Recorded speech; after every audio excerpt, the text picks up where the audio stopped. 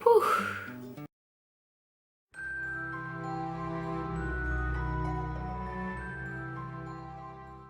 Bonjour, j'espère que vous allez bien. Aujourd'hui on se retrouve pour une nouvelle vidéo. Si vous entendez un tout petit bruit de fond, c'est normal, c'est la bougie qui est juste ici qui sent le monoeil, genre elle sent trop bon. Et comme c'est une mèche en bois, bah ça crépite et j'aime trop l'ambiance.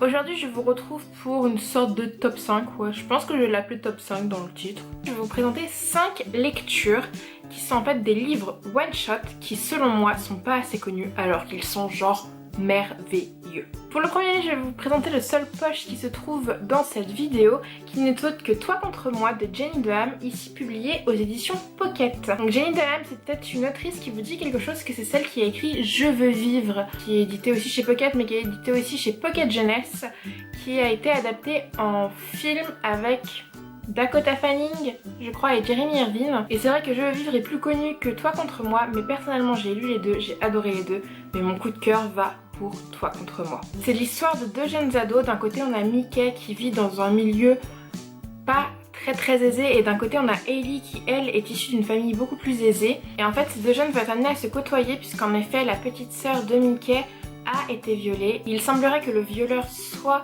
le pire ennemi de Mickey, à savoir le frère d'Hailey. Et en fait on va suivre la relation amour-haine entre ces deux protagonistes puisqu'on se doute bien qu'il y a une romance quelque part. Ce livre vraiment je l'ai lu il y a assez longtemps, je pense 4 ans, et je l'adore. Je trouve hyper poignant.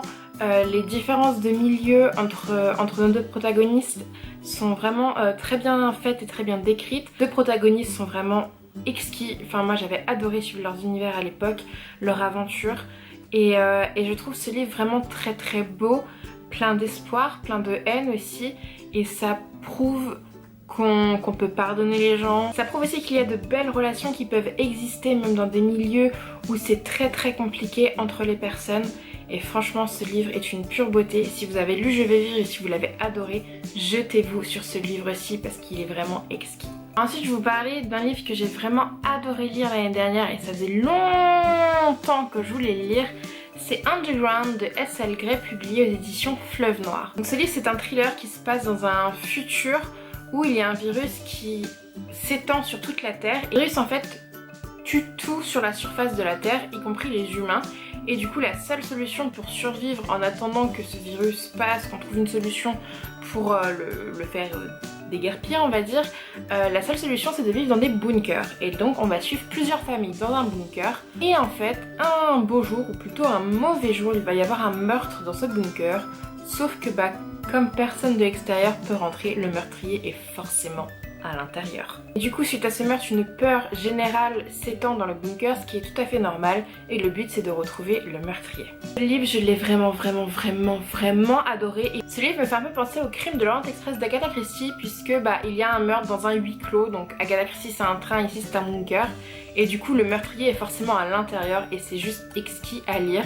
J'ai deviné assez rapidement malheureusement qui avait tué qui, mais ça m'a pas enlevé le plaisir pour autant parce que, alors S.L. Grey en fait c'est deux auteurs et ça se voit pas, et la plume est vraiment très belle, ou en tout cas la traduction, et ils y vont pas de main morte quand même parce qu'il y a des descriptions, c'est assez hard, enfin en tout cas on se doute bien que au bout d'un moment en fait il n'y a plus d'électricité, il n'y a plus d'eau courante, du coup au niveau hygiène de vie c'est pas top et tout est décrit.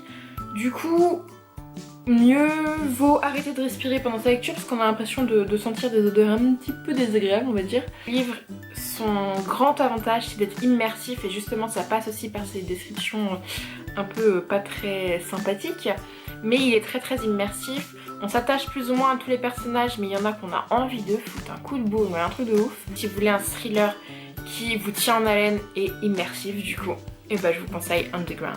Je vous présente donc Marie et Bronia, le pacte des sœurs, écrit par Natacha Henry et publié dans la collection Lit de chez Albin Michel. Ce livre en fait raconte la genèse de Marie Curie, la célèbre physicienne.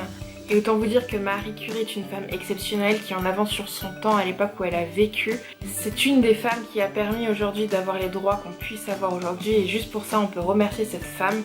Et je remercie aussi les maisons d'édition dont Albin Michel de ces derniers temps faire des publications sur des femmes extraordinaires, Dans la même collection, me semble-t-il, on a un livre sur Simone Veil. En ce moment, il y a pas mal de livres qui sortent sur les héroïnes, que ce soit des livres illustrés, des livres non illustrés. Donc avant de vous parler plus en profondeur de ce coup de cœur, je voulais remercier vraiment les maisons d'édition françaises de permettre aux jeunes de savoir qu'il y avait des femmes aussi qui ont fait l'histoire, qu'il n'y avait pas que des hommes, et juste merci. Pour en revenir à ce livre, c'était un véritable coup de cœur pour moi parce que Marie Curie c'est quand même une femme, enfin avec un grand F, on est toutes des femmes avec un grand F, mais c'est vrai que elle a marqué l'histoire au niveau de tout ce qui est science, et dans les siècles précédents le nôtre c'était pas monnaie courante, et j'ai adoré suivre sa vie romancée. Et je savais que c'était une femme exceptionnelle, mais grâce à ce livre je le sais d'autant plus. Surtout que moi, avant de faire des études littéraires, je faisais des études scientifiques et c'est un sujet qui me touche et j'étais très contente de découvrir ce livre. En plus, il a une couverture sublime et je conseille à tout le monde de le lire parce que franchement, un livre exceptionnel sur une femme exceptionnelle.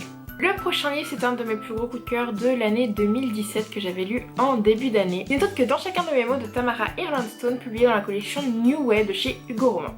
Ce livre, c'est l'histoire de Sam, une lycéenne qui est pas très bien dans sa peau et qui rencontre une jeune fille qui va un peu la libérer, qui va un peu la faire parler en quelque sorte pour que Sam en fait s'exprime. Elle va lui faire rencontrer le Coin des Poètes qui est un endroit un peu secret et sacré au sein du lycée, et en plus là-bas, en plus de libérer sa parole et s'exprimer, elle va rencontrer le beau Eiji. Et peut-être que va découler une petite romance entre ces deux jeunes gens. Ce livre, c'est typiquement le genre de livre doudou.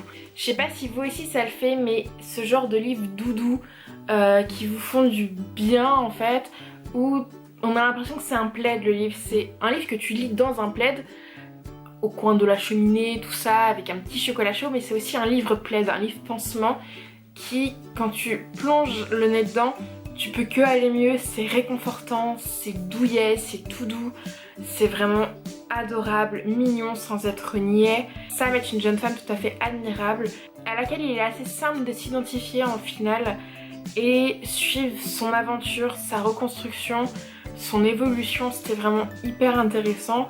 Et puis on va pas se cacher que Eiji était une valeur ajoutée tout à fait sympathique. Et je sais pas, en tant que lectrice, le Coin des Poètes et tout, c'est une ambiance, je trouve, qui parle vraiment au lecteur. Et on a l'impression d'être plongé en fait dans le livre. Et c'est tout à fait ce qu'un livre doudou doit me donner. Et c'était juste parfait. Franchement, si à un moment vous avez un peu le moral dans les chaussettes et tout, mais lisez ce bouquin parce que franchement, il est pas assez réputé et il est pourtant exceptionnel. Et enfin, dernier livre de ce top 5 des livres qui méritent d'être beaucoup plus reconnus que ça. L'instant précis où les destins s'entremêlent d'Angélique Barbera, publié aux éditions Michel Lafon. Regardez-moi cette couverture. Personnellement, je la trouve divine et à chaque fois que je la vois dans ma bibliothèque, elle me fait fantasmer. Ce livre, c'est l'histoire d'une rencontre entre deux personnes, Corinne et Kyle. Ils se rencontrent au final à cause d'un événement assez tragique et leur rencontre va bouleverser leur vie de chacun de leur côté. À savoir qu'avant cette rencontre, on suit chacun de leur côté Corinne et Kyle depuis leur enfance jusqu'au moment de leur rencontre et on les suit donc après. Et c'est l'histoire de la reconstruction de deux personnes qui ont vu leur vie être bouleversée étant enfants et qui juste ont envie de vivre, de se reconstruire et d'être heureux, et peut-être que la clé c'est d'être heureux ensemble. Je crois que ce livre c'est pareil que le précédent, c'est vraiment un livre doudou qui fait du bien. Enfin, pourtant il est assez dramatique et tragique en un sens, mais d'un autre côté il est réconfortant et il nous rend heureux. Il est vraiment très beau, autant visuellement que textuellement on va dire, parce que la plume de l'autrice est vraiment très belle. Et ce qui est fantastique avec ce livre, bah voilà, sans vous spoiler, je vais vous montrer. Voici un chapitre en fait. Les chapitres sont très courts, je crois que le plus grand chapitre fait 8 pages, mais généralement ils font entre 2 et 5 pages. Du coup ce livre est très addictif, et vraiment les pages se tournent toutes seules. L'histoire des deux protagonistes est vraiment très belle, on est dans une alternance de points de vue, et ce qui est parfois rare, mais personnellement j'ai adoré suivre les deux histoires. Parfois quand il y a une alternance de points de vue, je m'attache plus facilement à un certain personnage, que j'ai hâte de retrouver. Et là vraiment j'avais hâte de connaître l'évolution des deux personnages à chaque fois et j'étais très heureuse de les retrouver après un chapitre en fait. Et ce livre est tout à fait sublime, il donne du baume au cœur. Il est vraiment très très beau, il redonne espoir, il donne goût à la vie. On a envie d'être heureux à la fin de ce livre et personnellement j'ai été heureuse à la fin de ma lecture. Et voilà pour ce top 5 des one-shots qui selon moi ne sont pas du tout assez connus. Si vous avez l'un de ces livres dans votre palle, s'il vous plaît sortez-le et lisez-le parce que franchement c'est 5 petits bijoux. Et en plus l'avantage c'est comme c'est des one-shots, c'est fini, après il n'y a plus rien, vous n'êtes pas obligé d'attendre encore 5 ans que la saga soit finie. Lisez ces livres s'il vous plaît s'ils sont dans votre palle. Si je vous ai donné envie d'en lire certains, foncez, achetez-le sur internet, dans votre librairie préférée, dans une grande surface culturelle qui peut être votre librairie préférée. Mais s'il vous plaît, foncez lire ces 5 livres si je vous ai donné envie de les lire. Parce que franchement, vous ne serez pas déçus, c'est des petits bijoux, des petites pépites. C'est des petits cookies aux pépites de chocolat qu'on a envie de dévorer. Si vous en avez lu certains de ces livres, n'hésitez pas à interagir avec moi en commentaire pour me dire votre avis, ça m'intéresserait vraiment beaucoup. Parce que c'est vrai que c'est des livres dont je n'ai pas vraiment entendu parler. Et je trouve ça dommage et ils méritent d'être connus et reconnus parce que, comme j'ai pu vous le répéter depuis tout à l'heure, ce sont des livres géniaux et exceptionnels. Et donc voilà, j'espère que cette vidéo vous aura plu. N'hésitez pas à la liker si c'est le cas ou à vous abonner. N'hésitez pas non plus, si vous voulez me suivre sur mes autres réseaux sociaux, à checker la barre d'infos car tous les liens y sont répertoriés. Et sur ce, je vous souhaite une excellente semaine, je vous fais plein de bisous et à la semaine prochaine.